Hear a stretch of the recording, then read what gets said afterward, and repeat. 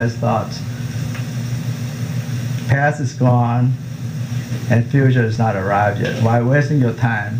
So the Buddha define ignorance or not knowing the truth as not knowing suffering, cause of suffering, end of suffering, or middle path. The Four Noble Truths, the Four Ultimate Truths. Not knowing past, not knowing future, because you're trapped in your thoughts. Not knowing past and future, you're trapped in either thought of the past or the future.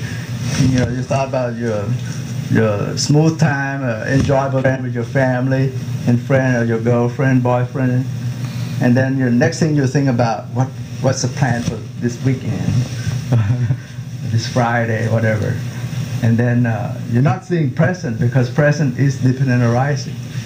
Basically, the present in Buddhist term is not independent; they're dependent arising. So, and neuroscientists also see this as how we put the I tag there. It's been described in the Four Foundations of Mindfulness as six sense organ we talk about in contact, feeling, perception, pure perception, that perceptual processing, and then conceptual processing, bias perception, craving, and destructive thought and obsessive thoughts. And we come up with, doesn't move. Okay, we have this bias perception, and then we call it ITAC, the cell image hologram generate. We crave it, the tanha, and we central desire, like and dislike, the second noble truth. And we create reality to match our own needs. Yeah, it's been proven by neuroscientists too, that we create reality in our brain and mind all the time. And we negotiate. We see what we expect to see. We expect to hear interaction negotiation going on in your brain all the time.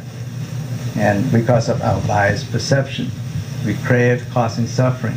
And at Washington University here, they found we daydream, default network. Like you see this girl. Usually what happens when the brain is unoccupied, like your coffee break, you're relaxing, so you're trapped in your daydreaming while performing mundane tasks. When you take exam, you don't do this thing. You're very alert, very focused. And this is called brain dark energy. It's by Dr. Reshley at Washington University, neuroscientist. Also by Dr. Mason at the Harvard, also doing this study. It consumes 60 to 80% of your brain energy. Instead of perceptual processing, I ask you to memorize 0.5 to 1%. So why are you so drained when you think about your loved ones? Because you think of what you plan to do and so on. So this is your brain default network. You spend a lot of energy there. When you default at rest, this is at rest. The green is a suppressed one, the yellow and red is the active one. So self in the neuroscientist's eyes is that eye is not a fixed structure. Each eye is product of imagination. This is by Brian Lancaster. And Professor Damasio, head of neurology at UIO, said, in parallel with generating mental patterns of an object, the brain also generates a sense of self in the act of knowing. So he says one process. The Buddha says two processes, pure perception, then biased perception. So you do, inside meditation, you can catch this biased thought that arises. And Professor Pinker said, mind so active is mortal neural tissue rather than eternal immaterial flame of spirit. Science cannot provide you with values, but can tell you what kind of world we live in, and relevant to how you set our value and how to seek to attain them. And mind, as I mentioned, is I think it's low battery. Travel afar, solitary and corporeal, like this body is the mind. Anyone can subdue it, is free from the bond of devil. Those the way of his enlightenment. That's the demon that came into encounter you, all of you, and me. So we are what we think, what we are arise with our thought. With our thought, we make our world. This is from the Dhammapada. So the Buddha provides us the way to do mindful awareness with the meditation, with the four foundations of mindfulness, body, feeling, mind, mental object, mental activity, mental events. with inner vision to gain intuitive wisdom through self-observation of body and mind, self-monitoring, and you have pure perception, bare attentiveness, unbiased perception, indiscriminate awareness, non-judgmental experience, unknowing knowing. Oh, what is that? Unknowing. Knowing without thoughts, in what you see, hear, smell, taste, touch, thoughts. And the Buddha taught this guy, Pahiya, he said, told him to see, just see, hear, just hear, perceive, just perceive through the sixth sense sphere, and to realize, just realize, but it's sight, sound, smell, taste, touch, thought. Don't glorify it, basically. If you can do it like that, then the so-called you will no longer exist. When there is no you, in such moment, it will neither exist in this realm or next realm or between those realms. And so that's the end of suffering, the fourth noble truth. And that's how you do it. Know you in this realm or next realm or between those realms. That's the end of suffering, the third noble truth, Nirvana. And we are trapped in our own biased thought, being caged in that thought all the time. If you see it with mindful awareness, you can empty out of sneaky thoughts, useless. You see the true nature of things, no self, no suffering, the selfless nature. And Buddha nature is in everybody, regardless of age, sex, as I mentioned earlier. And the Buddha said, you yourself have to make the effort. He cannot enlighten for you. You have to do it yourself. He only point out the way. Then you can see the true nature of your mind, equanimous mind, and perfect your mind through mindful awareness, unbiasedly, the middle path towards insight wisdom. He said all beings have Buddha nature, Buddha seeds. All beings are similar to him. All beings are Buddhas. So a lotus for you, a Buddha to be.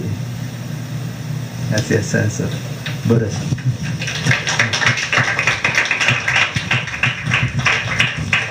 In our last 5 minutes, briefly tell us how you go about meditating. If you cannot come to our temple, sit away.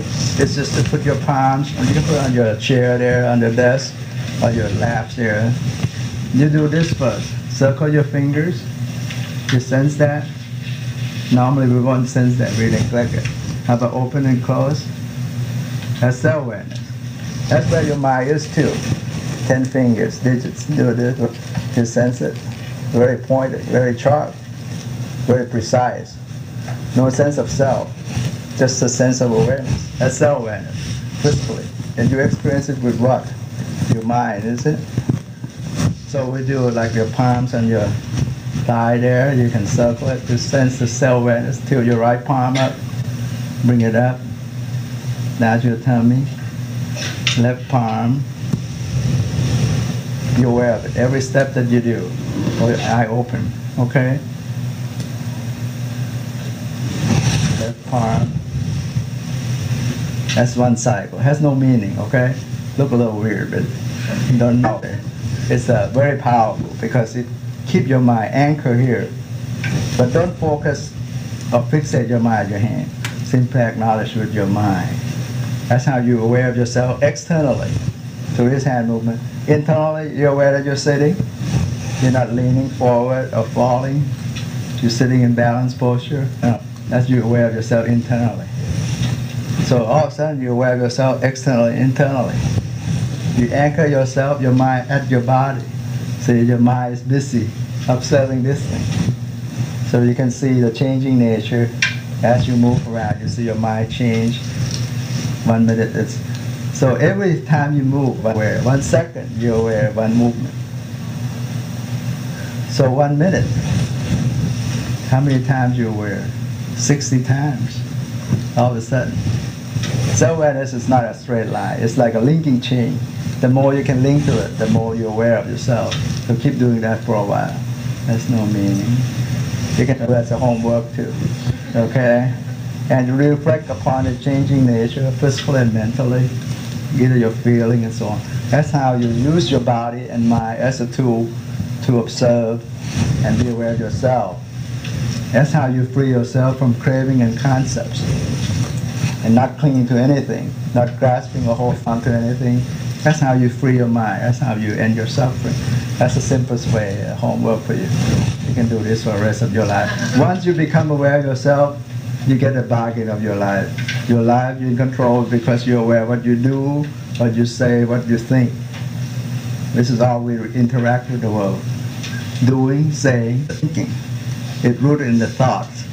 But once you get better, you start to catch your thought as it arises. You can see your thoughts. You know, it's not that you cannot see it. That's why mind is formless, but the thought is gives you self-image. Like all of a sudden you're sitting nowhere, you have a brain scan. Like I showed you, brain scan. You may think of at home, you're somewhere at home, the program tomorrow, what you're gonna do with your loved ones or whatever. So this is the way you catch your thoughts there and stop it. Just sneak it. You know, it should be here. Your mind should be here. Be aware of what you're learning, studying. So you control your life that way.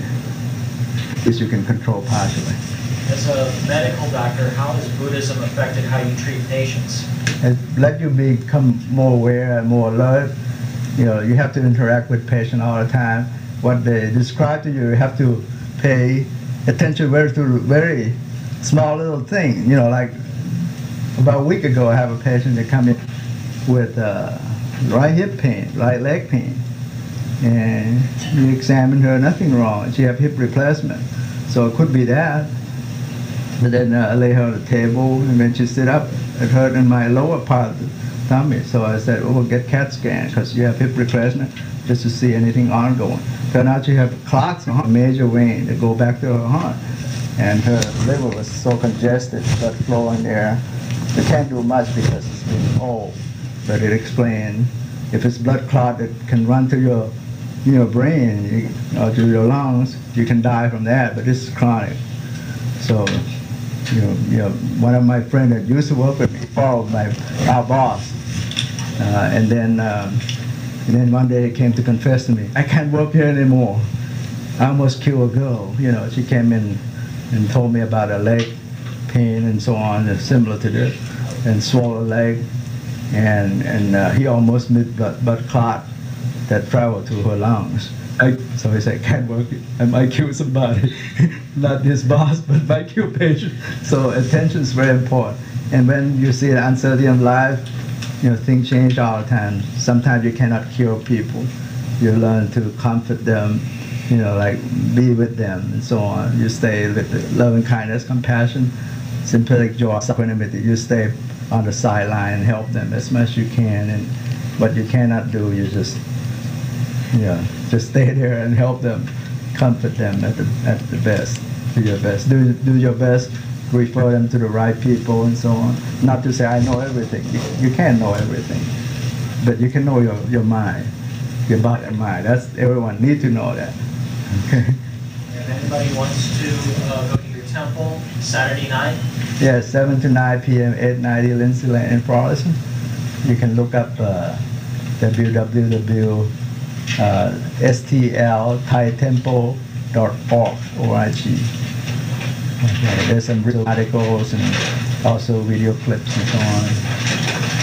Okay, thank you very much for being with us.